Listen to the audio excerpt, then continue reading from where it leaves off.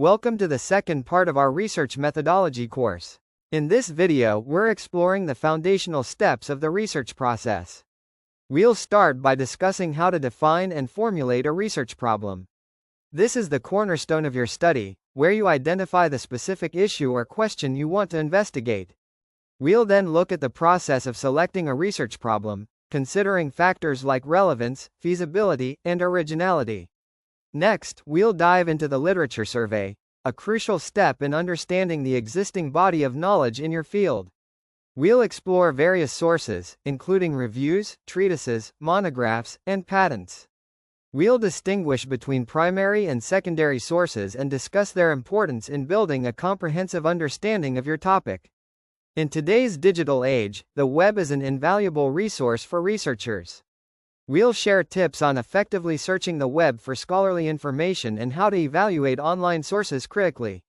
One of the most important skills in research is the ability to conduct a critical literature review. We'll show you how to analyze existing research to identify gaps in current knowledge, which can help you position your own research question.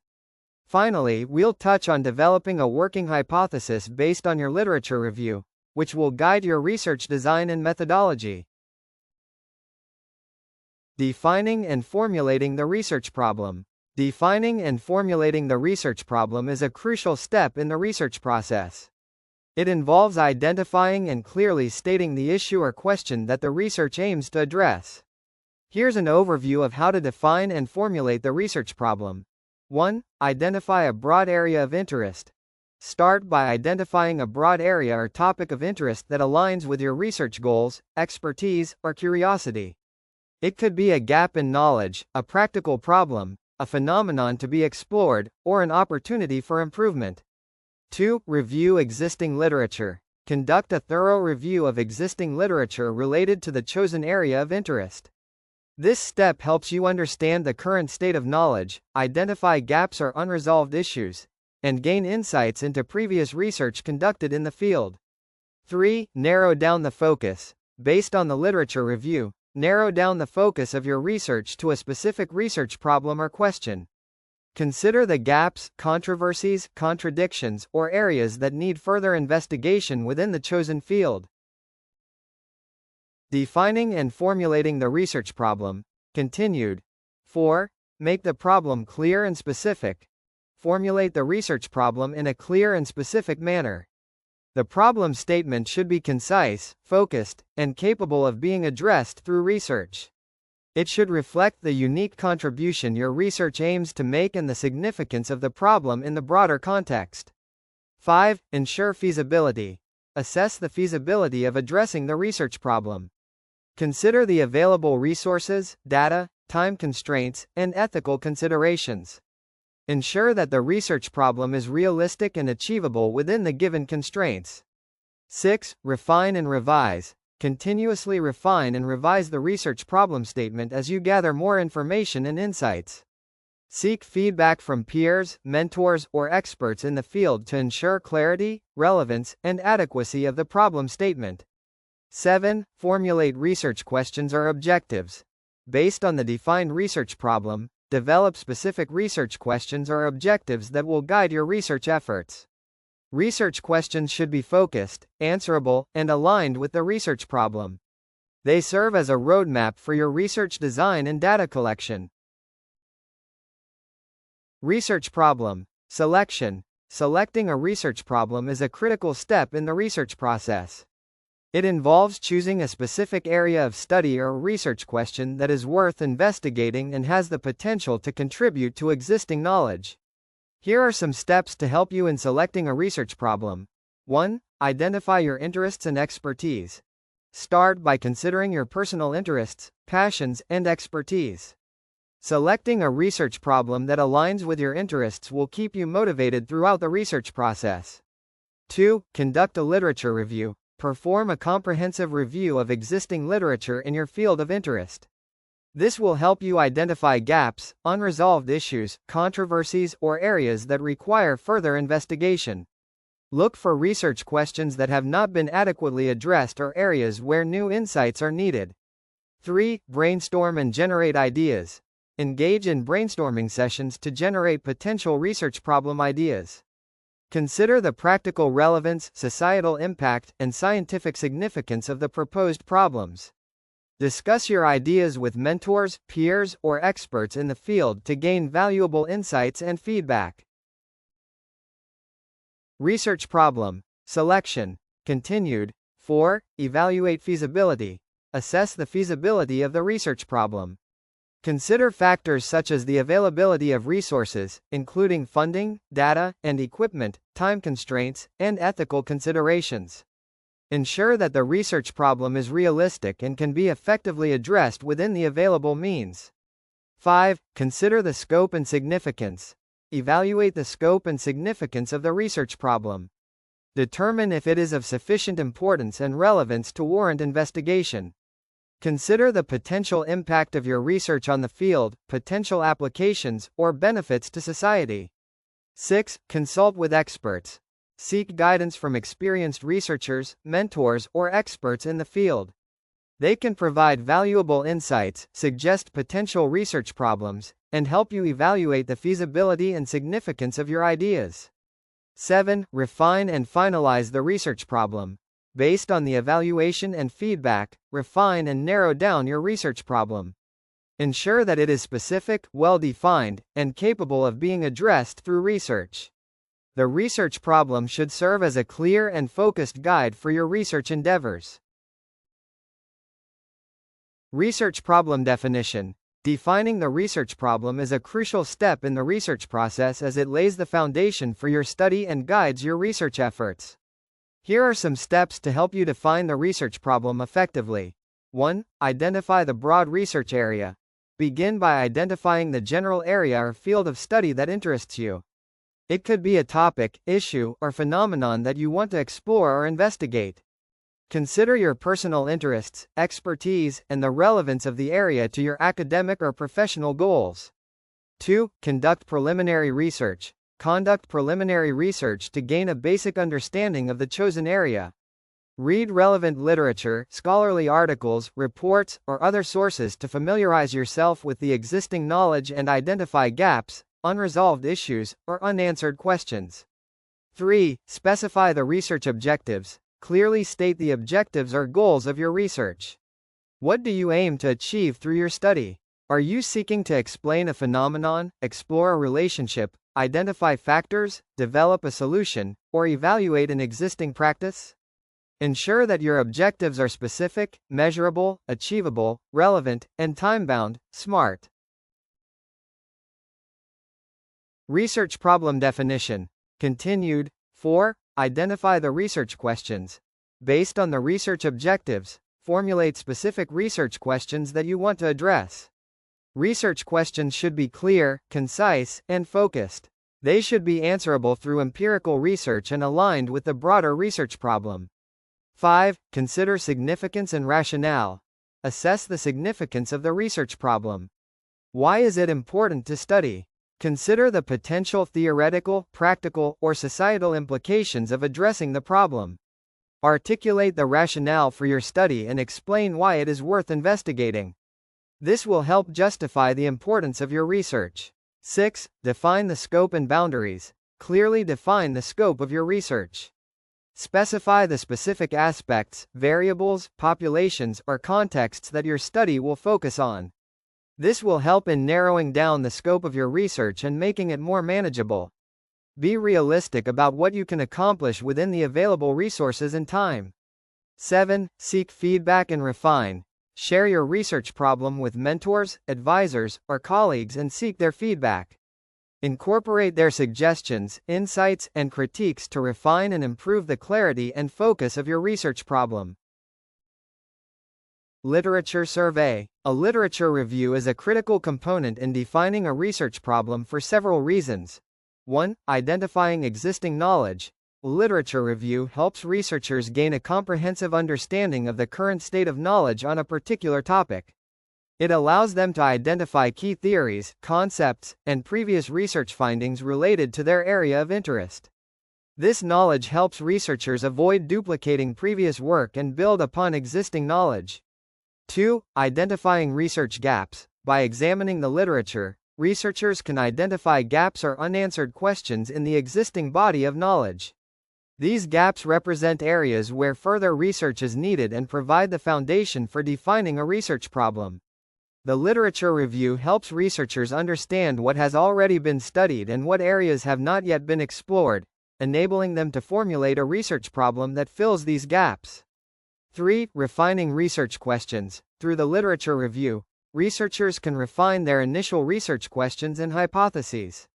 They can identify the specific aspects of the topic that require further investigation and narrow down the focus of their research. The literature review helps researchers develop well-defined research questions that are relevant, feasible, and contribute to the existing knowledge. Literature survey. Continued. 4. Building a theoretical framework. Literature review helps researchers establish a theoretical framework for their study.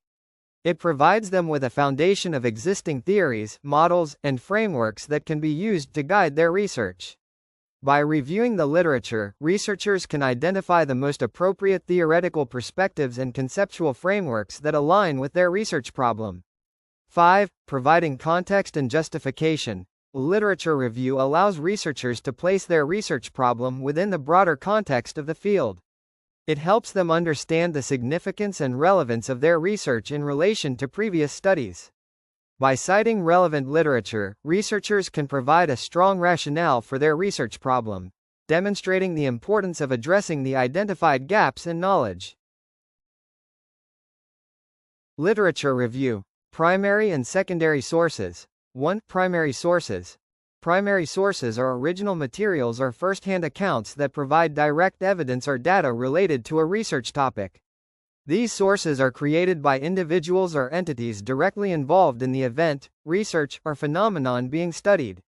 Examples of primary sources include research studies and experiments, original research studies conducted by researchers, including their methodologies, findings, and conclusions. Interviews and surveys. Raw data collected through interviews, surveys, questionnaires, or focus groups. Historical documents. Original manuscripts, letters, diaries, speeches, or official records from a particular time period. Original works of literature or art. Novels, poems, paintings, musical compositions, or other creative works produced by the author or artist. Raw data. Original datasets, measurements, observations, or experiments. Primary sources are essential for researchers because they offer first-hand information and data that can be analyzed, interpreted, and used as evidence in supporting or challenging a research problem or hypothesis. Literature review. Primary and secondary sources. Continued. 2. Secondary sources. Secondary sources are interpretations, analyses, or evaluations of primary sources. These sources are created by individuals who did not directly participate in the event or research but instead gather information from primary sources to provide commentary, analysis, or summaries. Examples of secondary sources include review articles, scholarly articles that summarize and analyze the existing body of research on a particular topic. Books and book chapters, textbooks, monographs, or chapters that synthesize and interpret primary research studies. Literature reviews. Comprehensive reviews of relevant literature on a specific research topic. Magazine and newspaper articles. Articles that provide analysis or commentary on current events or research findings. Commentaries and critiques. Evaluative writings that analyze and interpret primary research from a specific perspective. Secondary sources are valuable for researchers as they provide a broader context, interpretation, and synthesis of existing knowledge. They help researchers understand the current state of research, identify key concepts and theories, and gain insights that can inform their own research. Literature survey. Reviews, treatises, monographs, patents. In a literature survey, researchers gather and analyze various types of sources to gain a comprehensive understanding of the existing knowledge on a specific research topic. These sources can include reviews, treatises, monographs, and patents, each of which serves a distinct purpose. 1. Reviews. Reviews are scholarly articles or publications that provide a comprehensive summary and analysis of the existing research literature on a particular topic.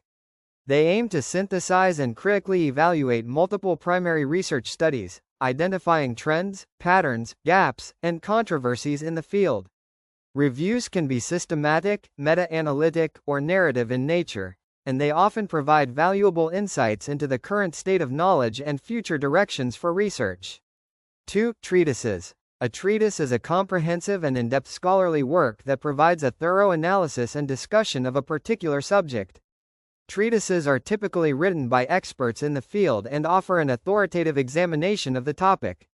They often explore a specific aspect of a discipline in great detail, presenting original research, theoretical frameworks, and extensive references to support their arguments. Treatises are valuable sources for researchers seeking an in-depth understanding of a particular subject area. Literature survey, reviews, treatises, monographs, patents. Continued.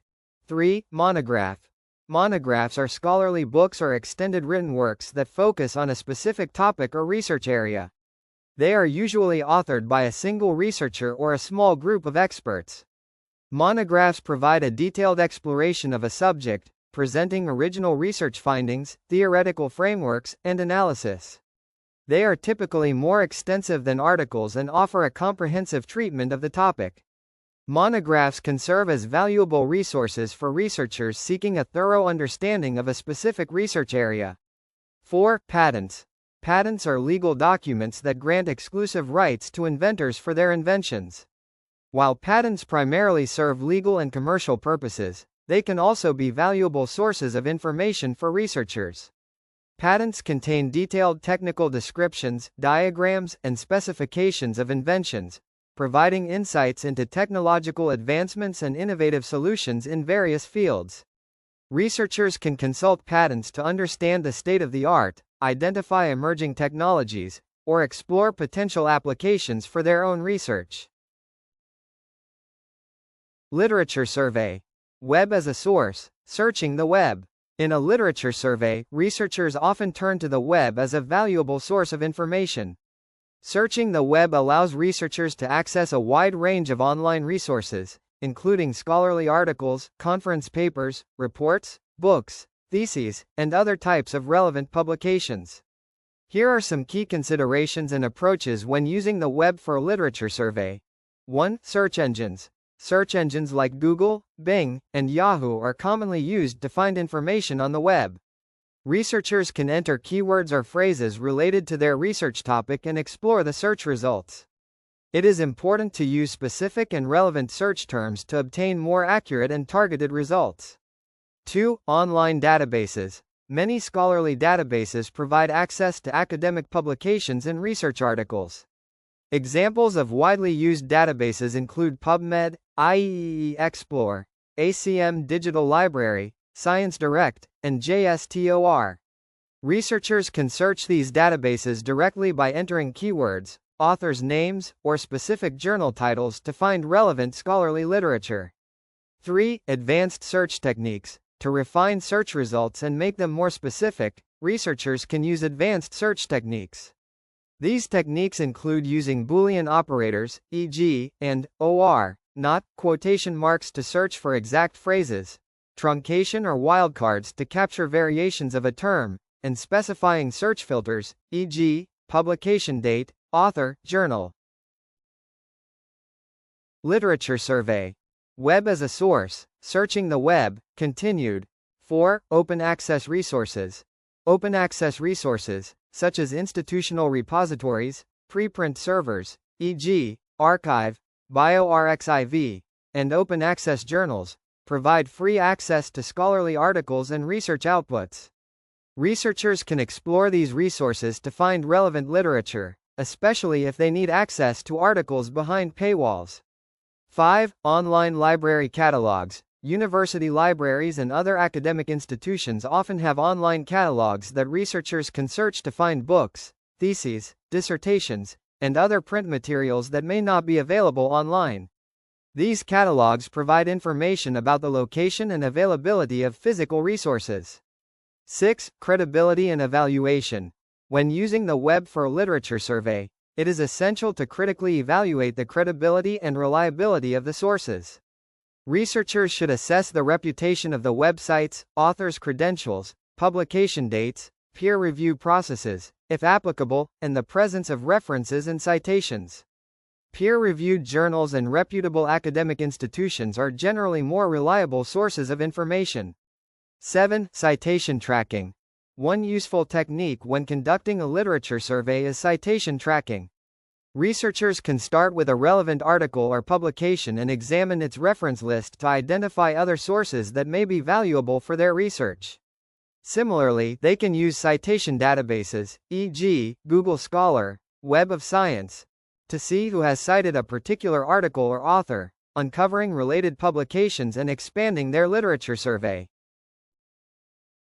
Critical literature review. Identifying gap areas from literature review. A critical literature review involves analyzing and evaluating the existing literature on a specific topic to identify gap areas. These gap areas represent areas where further research is needed or where existing knowledge is limited. Here are some steps to identify gap areas from a literature review. 1. Conduct a comprehensive literature search. Begin by conducting a thorough literature search using databases, search engines, and relevant scholarly sources. Collect a wide range of literature, including research articles, reviews, books, and other relevant publications. 2. Read and analyze the literature. Carefully read and analyze the collected literature to gain an in-depth understanding of the current state of knowledge on the topic. Take notes on key findings, research methodologies, theoretical frameworks, and gaps that emerge from the literature. 3. Identify recurring themes and patterns. Look for recurring themes, patterns, or conflicting findings across the literature.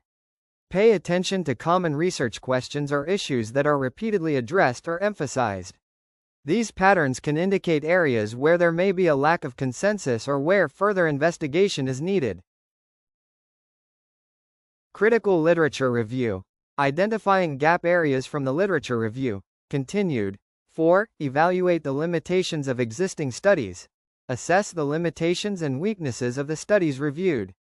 Consider factors such as sample size, research design, methodology, data analysis techniques, and any potential biases.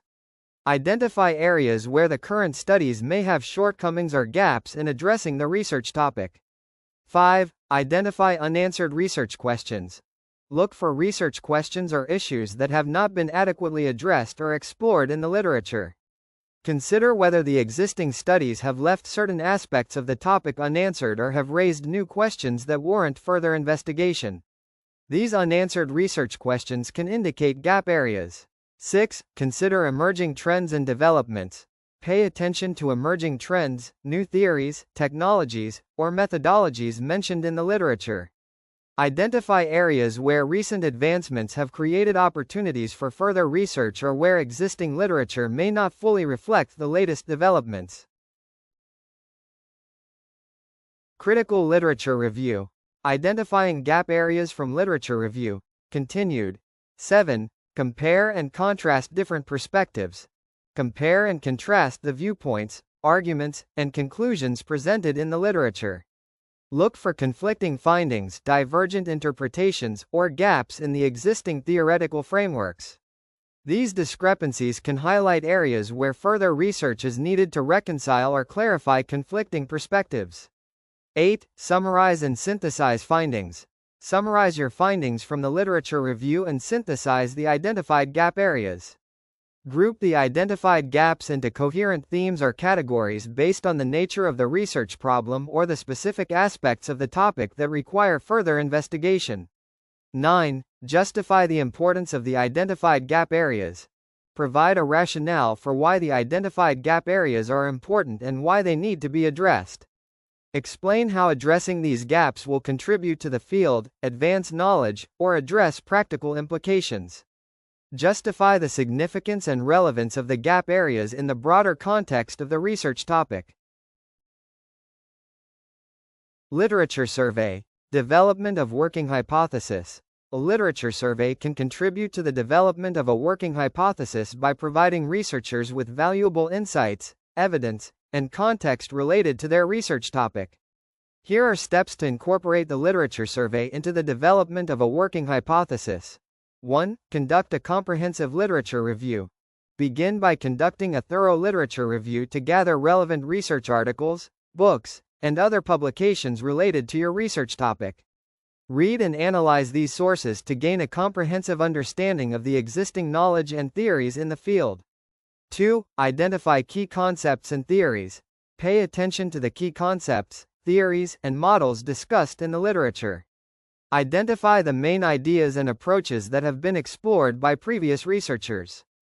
Consider how these concepts and theories are related to your research topic and what insights they provide.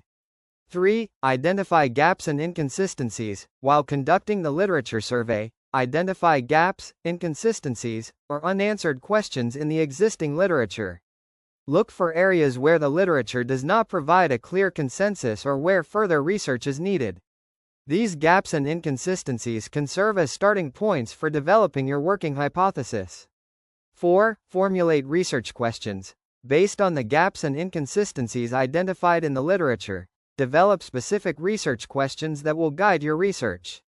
These questions should address the gaps or inconsistencies and seek to contribute new knowledge or provide clarity to the existing literature. Literature survey. Development of working hypothesis. Continued. 5. Synthesize findings and evidence. Synthesize the findings and evidence from the literature review. Look for patterns, commonalities, or trends across different studies. Identify the evidence that supports or contradicts existing theories or hypotheses. 6. Generate a preliminary hypothesis. Based on the insights gained from the literature review and the research questions formulated, develop a preliminary hypothesis. This hypothesis should be a tentative statement that provides a possible explanation or relationship between variables related to your research topic. It should be grounded in the existing literature and address the identified gaps or inconsistencies. 7. Refine the working hypothesis. Refine and revise the preliminary hypothesis based on feedback, discussions with colleagues or mentors, and further exploration of the literature. Consider additional evidence, alternative perspectives, or new insights gained from the literature survey to strengthen and refine your working hypothesis. 8. Test and refine the hypothesis through research. Once you have developed a working hypothesis, it serves as a starting point for your research. Design and conduct empirical studies, experiments, surveys, or data analysis to test and validate your hypothesis. The results of your research will inform the refinement or revision of the hypothesis as you gain more insights and evidence.